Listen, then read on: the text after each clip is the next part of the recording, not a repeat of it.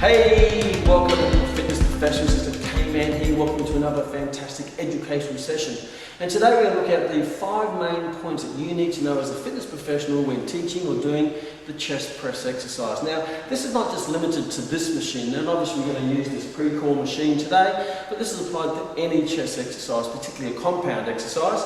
Things such as bench presses or push-ups or using barbells and dumbbells, whatever it might be, any movement which is a compound pushing movement. Because pretty much they're all about the same. The only difference is you're going to be slightly changed in the plane of movement and the joint angles, but you're still working the same part of the machine to drive the exercise, but you're just working it in a slight different way, in a different plane and a different joint angle. So let's have a look at the 5 main points. Now, like any exercise, number 1 is really important, is you have to know what the goal and the purpose of the exercise is and why you're doing it.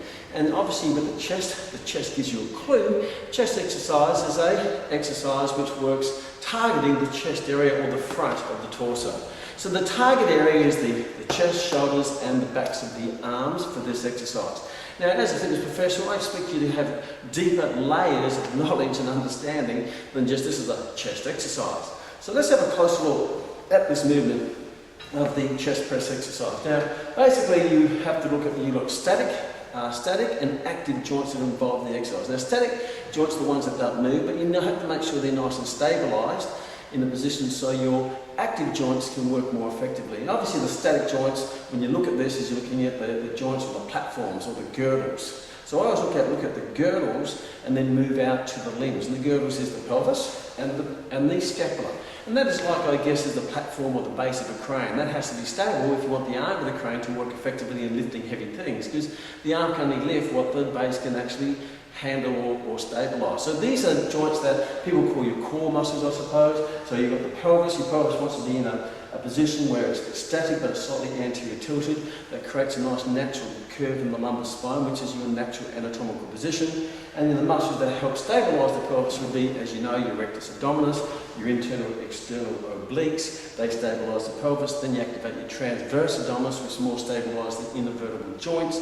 And that correspondingly activates the multifidus muscle group that locks each of those inner vertebral joints together in a nice stable position. So you want to make sure that's nice and stable. Then you go to your scapula. The scapula, you want to make sure it's nice and stable, retracted in a naturally depressed position, not a forced depressed, but a naturally depressed position. The muscles that pull the scapula back and down, either adducted or retracted and depressed, will be things such as your rhomboids and your middle fibers of the trapezius, where the muscles that pull the scapula down to keep them down so it doesn't elevate will be your lower fibers of the trapezius and your pectoralis minor, which is on the anterior part of your body. So that you want to make sure the scapula is nice and stable. Then you look at your glenohumeral joint, because we just looked at the scapulothoracic joint, that's nice and stable. Now your glenohumeral joint, that's going to go through basically a movement of horizontal flexion in the pushing movement of the chest press. And the muscles that are responsible for that will be pectoralis major, which is obviously your prime mover, your prime agonist muscle group, and that's going to be aided by your deltoideus.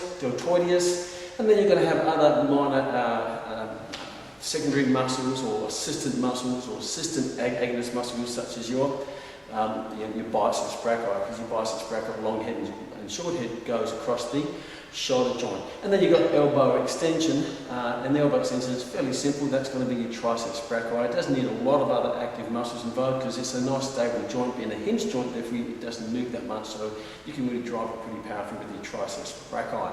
So it's important to know what the target area is, but also understand the function of the muscles that contribute to that movement pattern in that target area. So number 1, know what the goal of the exercise and the purpose of the exercise, and some deeper layers of understanding of the anatomy. That way you understand what's going to happen to the muscles if you start adapting the exercise, or the person feels uncomfortable with exercise, and then you can go deep and work out why they get a little bit of pain or discomfort during that exercise, because you understand the joint movement and the muscles that contribute to those joint movements.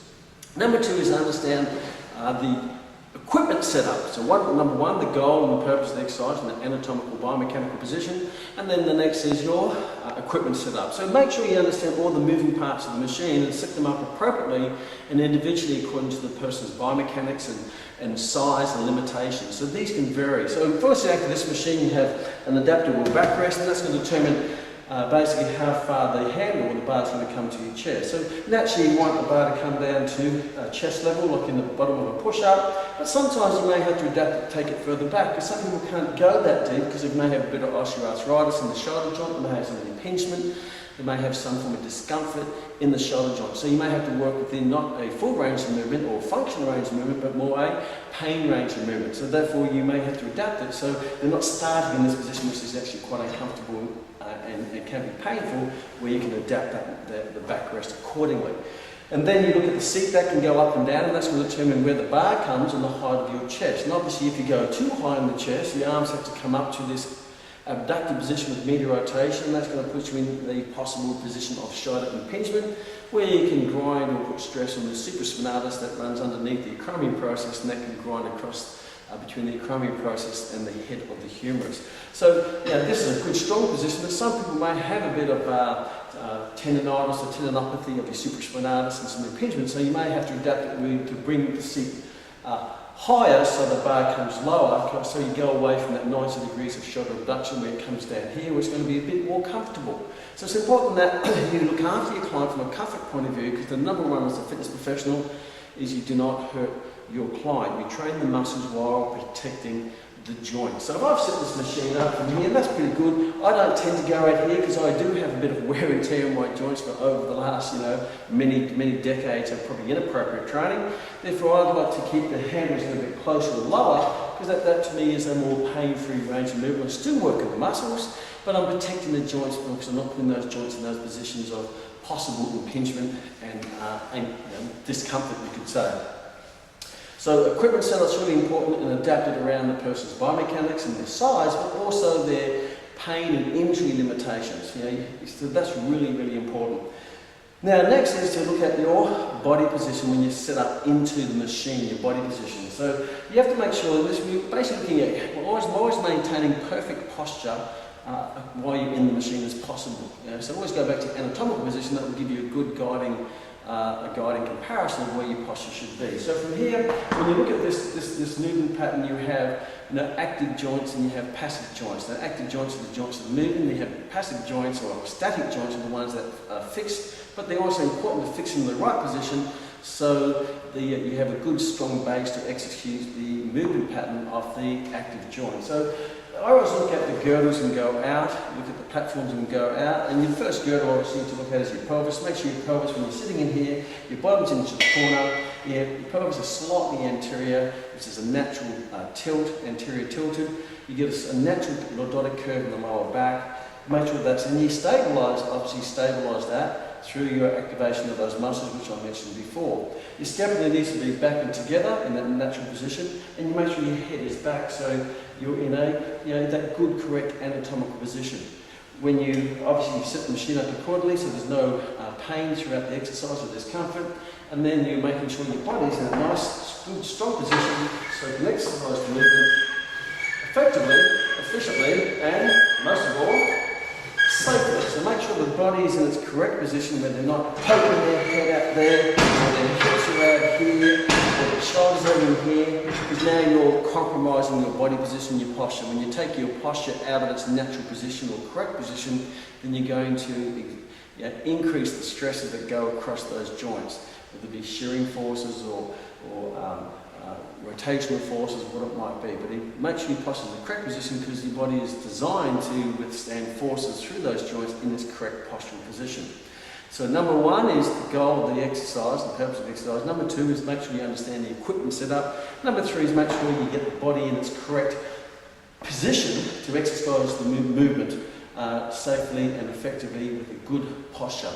Number four is to now the execution of the movement. Now the execution, if you get all that set up, the execution should be fairly straightforward. And basically the execution, make sure you lift the weight with control. And I always say make sure you control the weight, don't let the weight control you. So don't accelerate and don't bounce the movement, because now the weight is in control and you're not in control. But if you're in control of the weight, you can always stop the movement at any particular time because you've got control of the weight. Now sometimes there might be alternatives to that if you're training for elite sports or something like that, but we're looking at for just good base strength throughout the movement. Because when you use momentum or bouncing, you lose control of the weight, and particularly at the changes of direction, at the bottom when you bounce, and that's going to increase the stress across the joint, and it may increase the stress at the end of the joint by the locking action, which is then compromising the safety of the exercise. And you don't want to be getting to my age of 50 and all of a sudden you can't do anything because you've actually injured the joint while trying to train the muscle, but training it with poor execution and poor technique.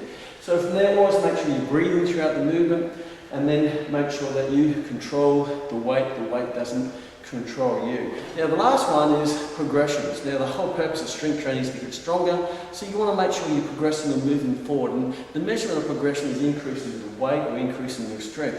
So a nice way to look at that is to set some repetitions on the weight which is comfortable for you, probably around about the 8 to 12 rep range, and try to do as many as you can past the 8 or 12 rep range. And when you go past that, then increase the weight. So the goal is to increase the reps, and once you go past that target reps and you do more than those reps, then slightly increase the weight. And you find that then you've got a target to aim for, which is a rep number, and past, and once you go past it, you do as many as you can. You always do as many as you can that is comfortable for you, and it's going to be very individual. Some elite athletes will really push themselves, so they train at really 100% of effort, where maybe someone with arthritis may train at 60% of effort, because that's going to be more of a safer range for them. So make sure the intensity is relative to the person's conditions and their goals. But the whole point is that you can still progress, even if you're training at 60%, 70%, 80%, 90%, you can still slowly increase the weight as they're getting stronger. So the progression is to increase the reps, or try to increase the number of reps that you're doing for a weight, and when your reps get made way over 10, then increase the weight, and that bring your reps down, and then you try to build your reps up again. And when you go over 10, I'm picking 10 as a number, it could be 12, it could be 8, it could be 5 if you're an elite athlete. But once you go past that, then you put the weight up slightly, and before you know it, you're doing 10 repetitions that are progressively increasing weight. Other ways to progress the progression there is maybe progress to a more complex exercise. You might go from a machine to a free weight barbell to a dumbbell. And that doesn't necessarily mean you get greater results, because all those exercises still work the chest, and it's all relative to progression or overload. But you may want to go on to progress onto other exercises, because it might be a bit more specific to your goal or to your sporting goal, whatever it might be. So you can progress the exercises to more complex exercises, which don't always necessarily increase results, they just change the conditions of training that exercise. So the 5 points to really recap is: number 1, know the goal and the purpose. Number 2 is to know the setup of the machine according to the individual's position or biomechanics or pain or what it might be. Number 3 is body position.